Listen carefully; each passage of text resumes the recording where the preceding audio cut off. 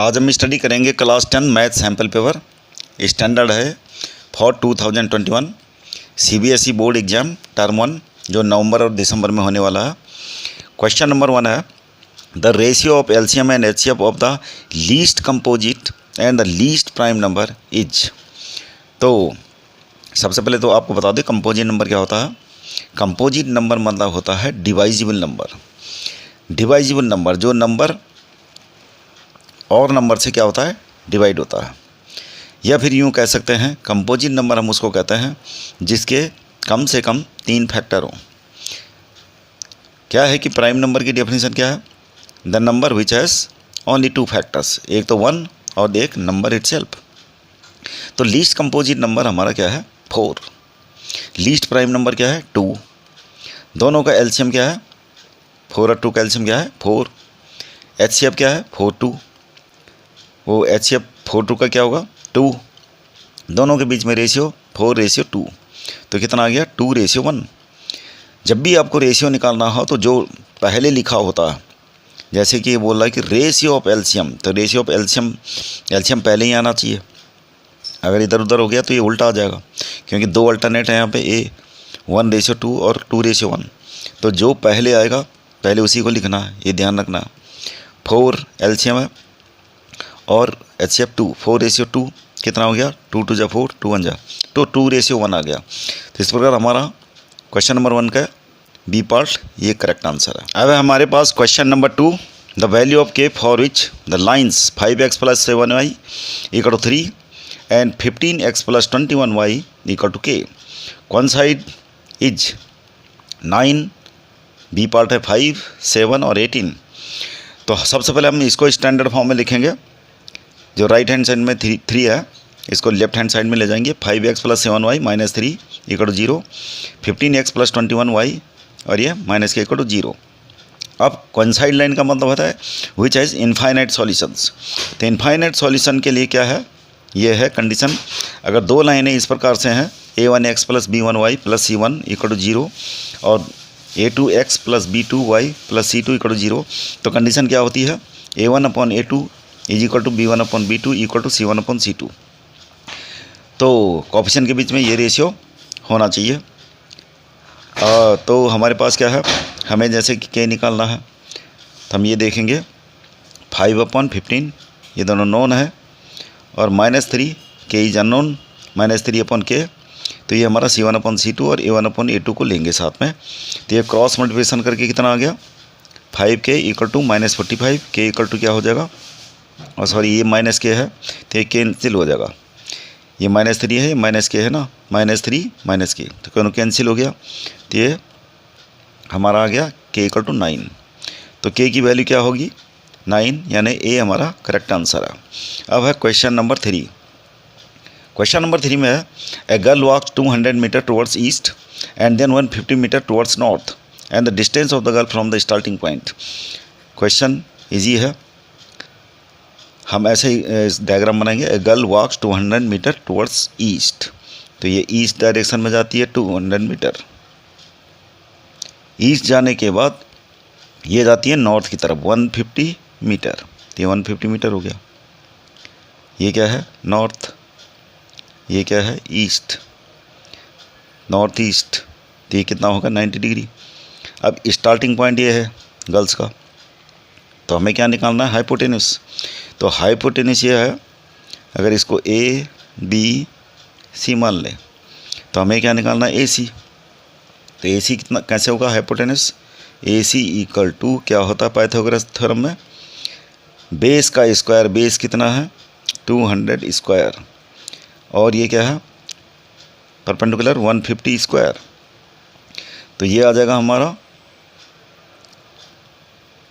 ये आ जाएगा 200 का स्क्वायर कितना होगा 40,000, और प्लस करके इसका आ जाएगा 225 और ये हो जाएगा 22,500। दोनों को सोल्व करके हमारा क्या आएगा, दोनों को सोल्व करके आएगा हमारा 40,000 और यह है 22,500। 5 2 6 625 00 क्या निकालना है इसका स्क्वायर रूट निकालना। 625 का स्क्वायर रूट 25 और 100 का 10 होता है, तो क्या हो गया 250 आ गया, 250 मीटर। तो बी हमारा क्या हो गया करेक्ट आंसर। अब है हमारे पास क्वेश्चन नंबर 4। क्वेश्चन नंबर 4 है the length of diagonals of a rhombus are 24 centimetre 32 centimetre then the length of the altitude of the rhombus is this. तो आंसर क्या होगा इसका। हमें देखो ये रोम्बस दे रखा है ऐसे, दोनों डायगोनल्स हमें दे रखे हैं।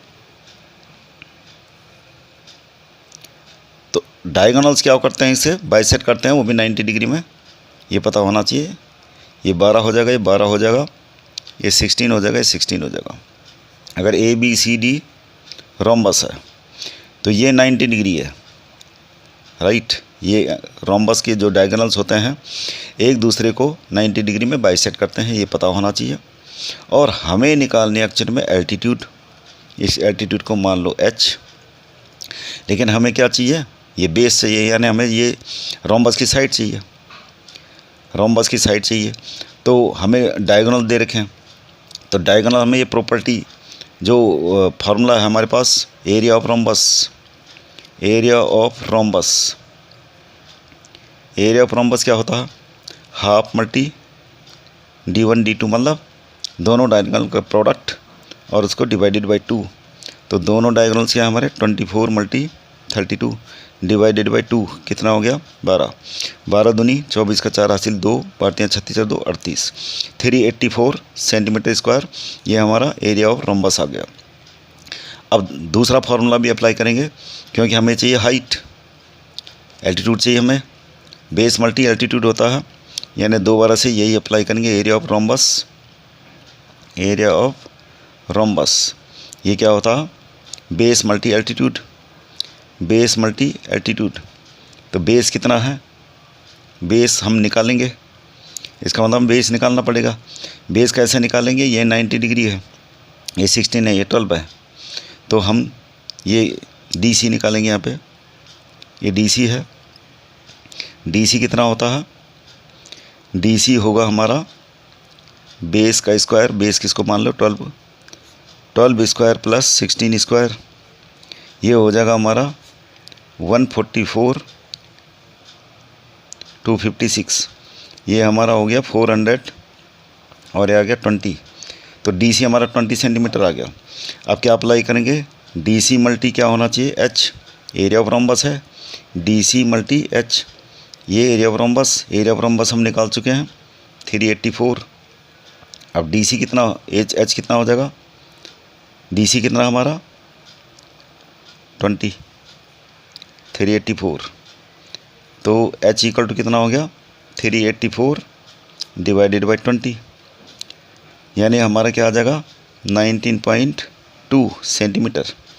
तो हमारा करेक्ट आंसर क्या हो गया D। अब है हमारे पास question number 5, 2 fair coins are tossed, what is the probability of getting at the most one head.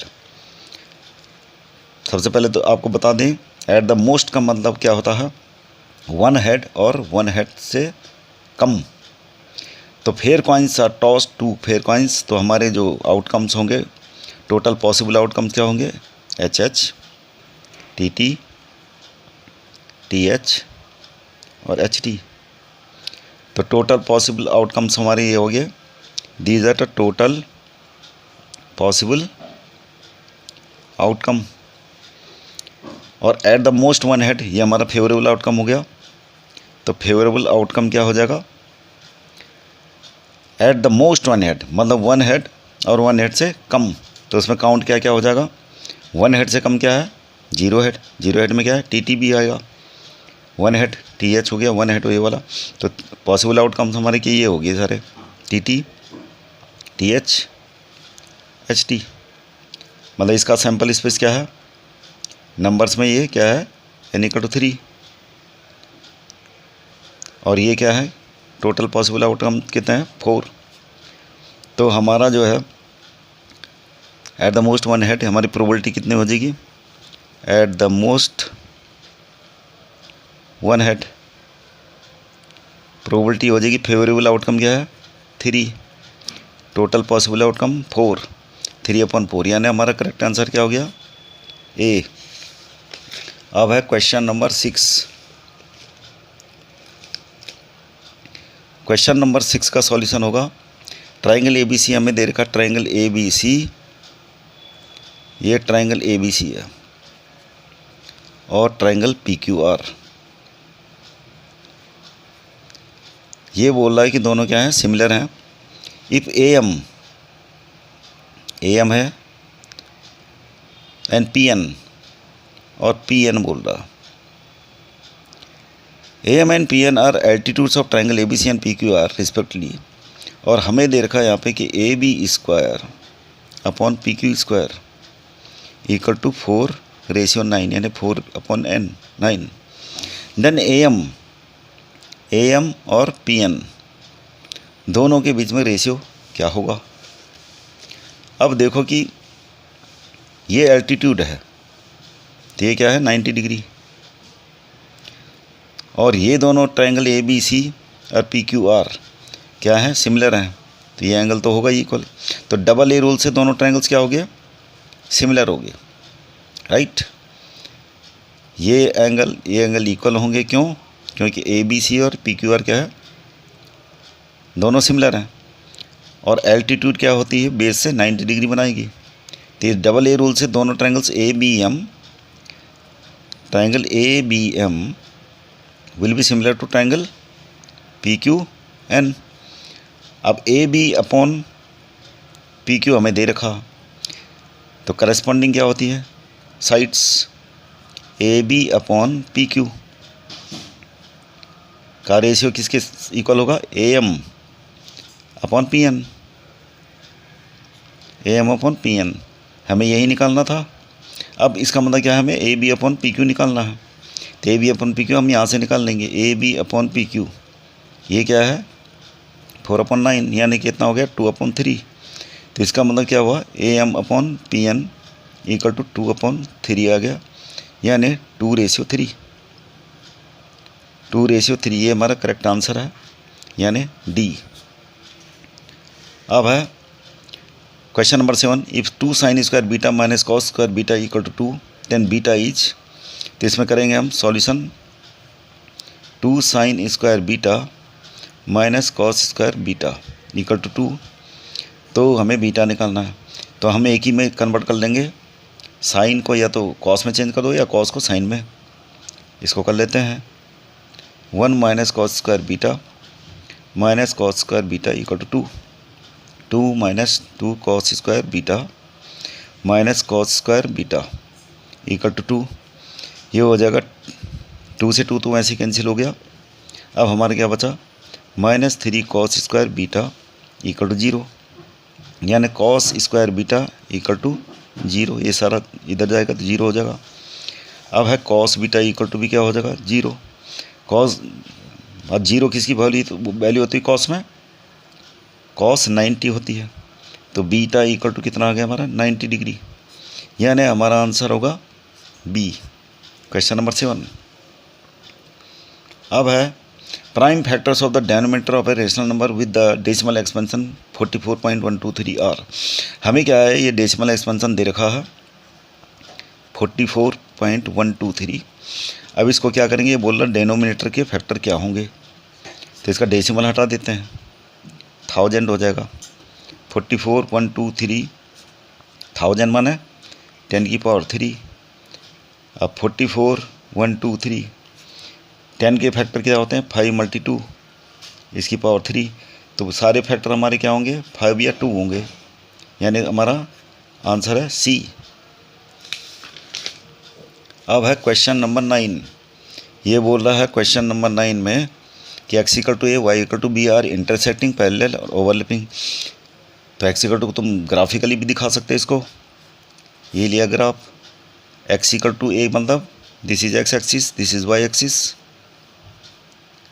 और x = a कैसे शो करेंगे, x = मतलब at the distance of a, हम एक लाइन ड्रॉ कर देंगे, ये क्या है ये x = a है, और y इक्वल टू बी माने y एक्सिस की तरफ b डिस्टेंस में ओरिजिन से यहाँ पर एक लाइन ड्रॉ करेंगे, ये होगा y इक्वल टू बी। तो ये y इक्वल टू बी है। साफ साफ दिख रहा है कि ये दोनों लाइनें क्या है, एक यहाँ पर इंटरसेक्ट कर रही हैं। तो यह है, ये लाइन क्या है, दोनों लाइन क्या है, इंटरसेक्टिंग लाइन। तो हमारा आंसर हो जाएगा क्वेश्चन नंबर 9 का A. Question number 10, the distance of point A -5 and 6 from the origin. तो ओरिजिन के जो है कोऑर्डिनेट क्या होता है, 0 0, और जो गिवन पॉइंट है वो क्या है, -5 6। दोनों के बीच की डिस्टेंस का फॉर्मूला क्या होता है, 0 -5 कितना होगा, +5 का होल स्क्वायर प्लस 0 - 6 का होल स्क्वायर। ये हो गया हमारा अंदर 25, ये हो जाएगा 36, यानी हमारा आंसर आ गया √41। तो इसका आंसर क्या हो जाएगा, सॉरी √41 नहीं 61। तो हमारा आंसर क्या हो जाएगा, D is the correct answer. Question number 11 काफ़ी ईजी है। If A square equal to 23/25 then A is. हमें बताना है कि रेशनल है, इरेशनल है या होल नंबर इंटीजर है, क्या है। तो देखते हैं सोल्व करके इसको। 23/25 हमें दे रखा है। ए इक्वल टू करेंगे तो क्या होगा 23, और 25 का स्क्वायर रूट क्या होता है 5। तो ये रेशनल नंबर है। रेशनल नंबर से किसी इरेशनल नंबर को डिवाइड करें तो हमेशा क्या होगा, इरेशनल ही होगा।